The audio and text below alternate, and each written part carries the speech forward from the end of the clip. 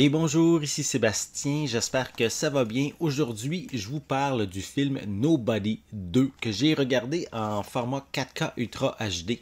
C'est distribué par Universal et disponible depuis le 7 octobre 2025.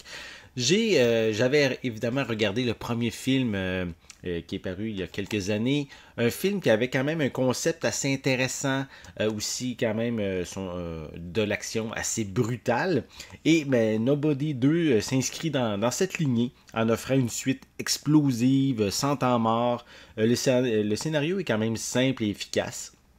On a en fait Hutch, qui est l'ex-assassin qui tente de renouer avec sa famille lors de vacances qui vont dégénérer inévitablement en bain de sang face à un syndicat criminel.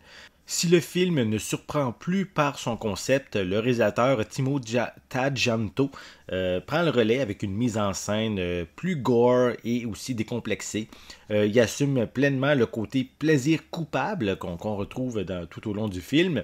Bob Odenkirk, toujours aussi impeccable dans le rôle du héros malgré lui, porte le film avec un mélange parfait de lassitude et de rage, notamment dans une séquence finale jouissive dans un parc d'attractions qui fait penser aussi, comme dans le premier film, à la finale du premier film dans la version on pourrait dire une version adulte de Maman, j'ai raté l'avion.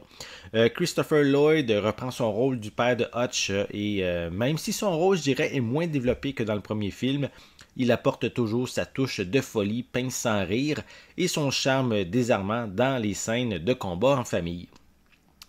Tant qu'à Sharon Stone, elle incarne la nouvelle antagoniste, je dirais que son interprétation est délibérément cartoonesque, ce qui tranche quand même avec le ton plus sombre des autres personnages.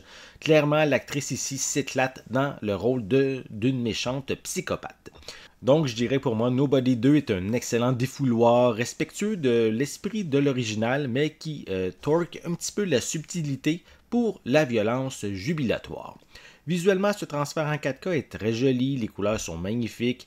On est ici devant un excellent niveau de détail, tant sur les plans éloignés que sur les plans rapprochés, même aussi lors des scènes plus sombres. Vraiment, on voit toujours très bien qu'est-ce qu'on a à l'écran. Pour les pistes sonores, elles sont offertes en anglais Dolby Atmos, français doublé au Québec et aussi en espagnol Dolby Digital Plus 7.1. Et comme supplément, on retrouve des scènes supprimées. On a une featurette qui s'appelle Nobody 2, The Fight Continues, où les acteurs et les cinéastes vont révéler comment Nobody 2 place la barre plus haute en matière d'action avec de nouveaux personnages, plus de combats et un style spectaculaire. Et on a également Nobody Does Stunts Like Us qui s'attarde aux séquences de combats intenses et aux cascades.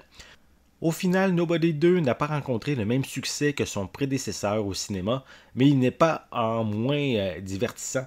Il reprend la recette du premier film, mais dans de nouvelles circonstances. Le transfert en 4K est excellent, mais on reste quand même sur notre fin à propos des bonus. Donc, si vous avez aimé la recette du premier volet, je pense que celui-ci va vous plaire sans se casser la tête. Vous avez aimé le premier, celui-ci, vous n'allez pas le regretter.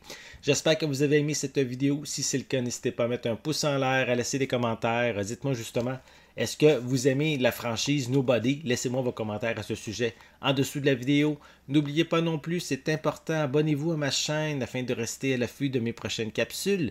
Et pour l'instant, je vous souhaite une bonne journée, une bonne soirée et je vais être de retour très bientôt. À la prochaine.